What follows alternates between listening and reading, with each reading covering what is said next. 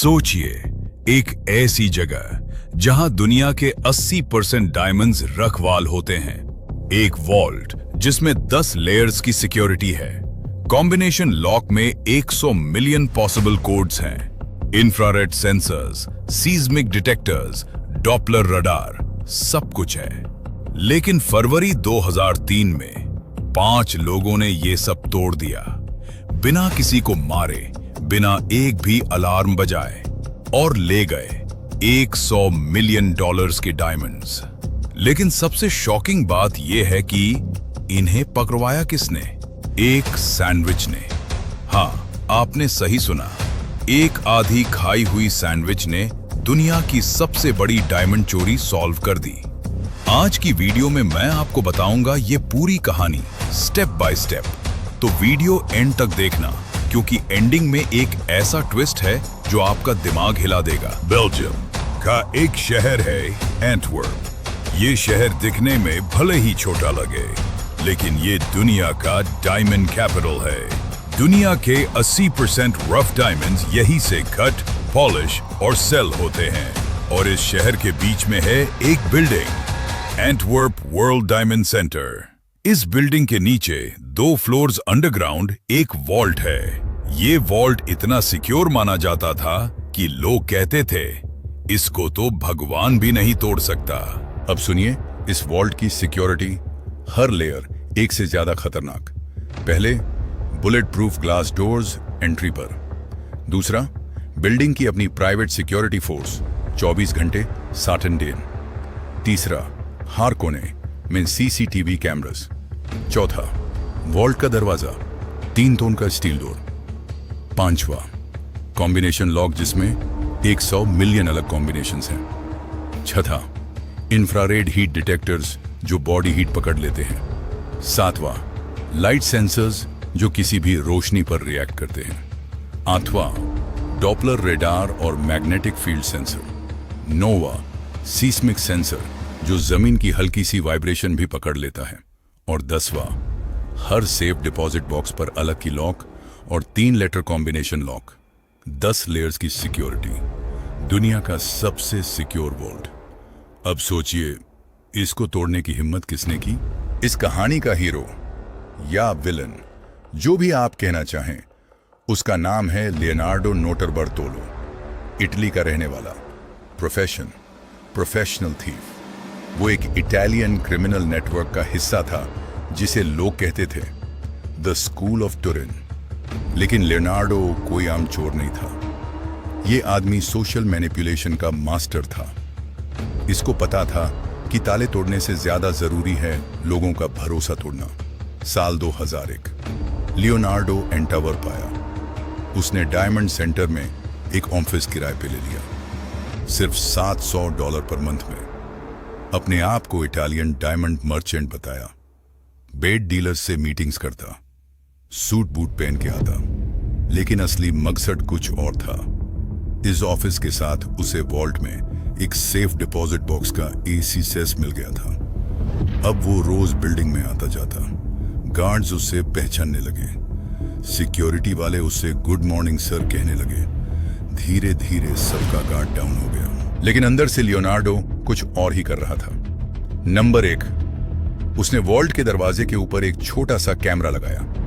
यह camera guards की movement और वॉल्ट का कॉम्बिनेशन रिकॉर्ड करता था। और फुटेज वो एक फायर एक्सटिंग्विशर के अंदर छुपे डिवाइस में स्टोर होती थी। नंबर 2, उसने हर सिक्योरिटी सिस्टम की कमजोरी ढूंढी, एक सेंसर को स्टडी किया। नंबर 3, उसने अपनी टीम असेंबल की, 5 लोग, हर एक स्पेशलिस्ट। लियोनार्डो नोटारबर्तोलो मास्टरमाइंड और social engineer. Number 2, electronics expert जो अलार्म्स और सेंसर्स डिसेबल कर सके। नंबर 3, जिसे लोग कहते थे किंग ऑफ कीज, ये दुनिया का कोई भी ताला खोल सकता था। और सुनिए, इस आदमी की आइडेंटिटी आज तक मिस्ट्री है। नंबर 4, अलार्म सिस्टम्स का स्पेशलिस्ट। और number 5, lookout on driver. February 15, 2003, Saturday night. Weekend इसलिए चूज किया क्योंकि मंडे सुबह तक कोई वॉल्ट चेक नहीं करता था। मतलब पूरे 36 से ज्यादा घंटे का टाइम था। लियोनार्डो ने अपनी कार अंडरग्राउंड पार्किंग में पार्क की, एलिवेटर से अपने ऑफिस गया और बाकी टीम का इंतजार करने लगा। बाकी 4 लोग कहां से आए?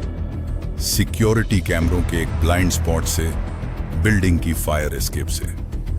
कैमरों ने उन्हें कभी देखा ही नहीं। अब ऑपरेशन शुरू हुआ। पहले लाइट सेंसर्स को डील करना था। टीम के एक मेंबर ने सेंसर्स खोले और उनकी आई डिटेक्टर पर ब्लैक इलेक्ट्रिकल टेप चिपका दिया। बस सिस्टम को लगा अंधेरा है, कोई आया ही नहीं। अब आता है सबसे जीनियस पार्ट। लियोनार्डो ने पहले से एक रूटीन विजिट के दौरान इंफ्रारेड हीट सेंसर पर, सुनिए ध्यान से, लेडीज हेयर स्प्रे कर दिया था। हेयर स्प्रे ने सेंसर पर एक पतली फिल्म बना दी। अब सेंसर बॉडी हीट और मूवमेंट डिटेक्ट ही नहीं कर पा रहा था। एक $100 मिलियन का वॉल्ट एक $200 की हेयर स्प्रे से धोखा खा गया। फिर मैग्नेटिक लॉक। वॉल्ट के दरवाजे पर 2 मेटल प्लेट्स के बीच मैग्नेटिक फील्ड होता था। अगर प्लेट्स अलग होती तो अलार्म बजता। लियोनार्डो की टीम ने पहले हफ्ते में, जब मैग्नेटिक फील्ड इनएक्टिव था, प्लेट्स के स्क्रूज का निचला हिस्सा निकाल दिया और एडहेसिव टेप से प्लेट्स को जगह पर रख दिया। हाइस्ट की रात उन्होंने एक कस्टम एल्यूमिनियम प्लेट यूज की जो दोनों प्लेट्स को साथ रखती थी। दरवाजा खुला, अलार्म नहीं बजा। कैमरास को प्लास्टिक शीट्स और होममेड फोम ब्लॉक्स से कवर कर दिया। सिंपल, इफेक्टिव और कॉम्बिनेशन लॉक। याद है वो छोटा कैमरा जो लियोनार्डो ने महीनों पहले लगाया था? उसने वॉल्ट का कॉम्बिनेशन रिकॉर्ड कर लिया था। बस कोड डाला, लॉक खुला। अब टीम वॉल्ट के अंदर थी। 179 सेफ डिपॉजिट बॉक्सेस सामने थी, हर एक में की लॉक और 3 लेटर कॉम्बिनेशन लॉक। टीम ने एक कस्टम मेड हाथ से घुमाने वाला डिवाइस यूज किया। एक बॉक्स तोड़ा, 109 बॉक्सेस खोल डाले। बाकी 80 बॉक्सेस क्यों छोड़े? क्योंकि इतना माल उठा ही नहीं सकते थे। $100 मिलियन से ज्यादा के डायमंड्स, गोल्ड, सिल्वर, ज्वेलरी सब बैग्स में भरे और निकले बाहर, बिना एक अलार्म बजाए, बिना किसी को पता चले। मंडे सुबह जब सिक्योरिटी गार्ड ने वॉल्ट खोला, सब कुछ खत्म हो चुका था। गिनेस वर्ल्ड रिकॉर्ड्स ने इसे largest diamond heist in history declare किया। अब यहां से कहानी का सबसे आयरॉनिक पार्ट शुरू होता है। 2 साल प्लानिंग, 10 सिक्योरिटी लेयर्स तोड़ी, $100 मिलियन चुराए। लेकिन पकड़े कैसे गए? एक बाग कचरे की वजह से।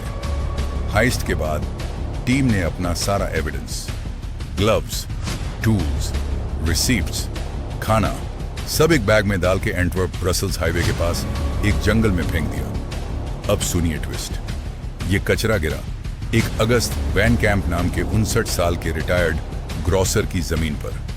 यह आदमी एक अजीब आदत रखता था। वो रेगुलरली अपनी जमीन पर गिरा कचरा उठाता था और पुलिस को रिपोर्ट करता था कि कौन लिटर कर रहा है। नॉर्मली पुलिस वैन कैंप की कंप्लेंट्स इग्नोर करती थी, लेकिन इस बार जब उसने कहा कि कचरे में एंटवर्प डायमंड सेंटर लिखा हुआ है, पुलिस तुरंत पहुंची। कचरे के बैग में क्या मिला? छोटे छोटे एमरल्ड्स जो वॉल्ट से गिरे होंगे। एक सुपरमार्केट रिसीट जिससे पुलिस ने स्टोर का सीसीटीवी चेक किया और गैंग मेंबर फर्डिनांडो फिनोटो की पहचान हो गई। डायमंड सेंटर के एनवलप्स और एक आधी खाई सलामी सैंडविच जिस पर से डीएनए मिला जो लियोनार्डो नोटरबर्टोलो से मैच हुआ। सोचिए, $100 मिलियन की परफेक्ट चोरी, 2 साल की प्लानिंग, 10 सिक्योरिटी लेयर्स, सब कुछ परफेक्ट। लेकिन एक आदमी ने अपनी सैंडविच नहीं खाई और सब खत्म। लियोनार्डो को हीस्ट के सिर्फ 5 दिन बाद अरेस्ट कर लिया गया। जब वो वापस डायमंड सेंटर आया, हाँ, ये आदमी क्राइम सीन पर लौट आया। 2005 में लियोनार्डो को 10 साल की जेल हुई। बाकी गैंग मेंबर्स को भी सजा मिली। लेकिन कहानी यहां खत्म नहीं होती। मिस्ट्री नंबर 1, डायमंड्स कहां हैं? $100 मिलियन के डायमंड्स में से ज्यादातर आज तक नहीं मिले। किसी को नहीं पता वो डायमंड्स कहां हैं। कुछ लोग कहते हैं लियोनार्डो ने जेल जाने से पहले उन्हें छुपा दिया, कुछ कहते हैं किसी और ने ले ली। Mystery number 2, insurance fraud. Leonardo ने जेल से वायर्ड मैगजीन को एक इंटरव्यू दिया जिसमें उसने कहा कि एक डायमंड मर्चेंट ने उससे हायर किया था। उसका कहना था कि यह चोरी असलियत में एक इंश्योरेंस फ्रॉड थी। लेकिन एक्सपर्ट्स इस कहानी को मानते नहीं। सच क्या है किसी को नहीं पता। Mystery number 3, king of keys कौन था? टीम का वो मेंबर जो दुनिया का कोई भी ताला खोल सकता था। ये उसकी असली आइडेंटिटी एएजे तक अननोन है। पुलिस ने उसे कभी नहीं पकड़ा। वो कौन था, कहां गया? ये एक ऐसी मिस्ट्री है जो शायद कभी सॉल्व न हो। मिस्ट्री नंबर 4, असली वैल्यू कितनी थी? लियोनार्डो कहता है चोरी सिर्फ $20 मिलियन की थी। डायमंड सेंटर कहता है 100 मिलियन से ज्यादा। अगर लियोनार्डो सच कह रहा है तो बाकी $80 मिलियन का क्लेम किसने किया और क्यों? तो ये थी कहानी एंटवर्प डायमंड हाइस्ट की। एक ऐसी चोरी जो इतनी परफेक्ट थी कि पुलिस भी हैरान रह गई। दुनिया का सबसे secure vault hair spray, tape और थोड़ी सी चालाकी से खुल गया। लेकिन एंड में एक आधी खई सैंडविच ने सब बर्बाद कर दिया। शायद इसी को कहते हैं कि चोरी करना आसान है लेकिन छुपाना मुश्किल। और वो डायमंड्स आज भी कहीं हैं। हो सकता है आपके शहर के किसी ज्वेलरी शॉप में भी एक एंटवर्प का डायमंड बिक रहा हो।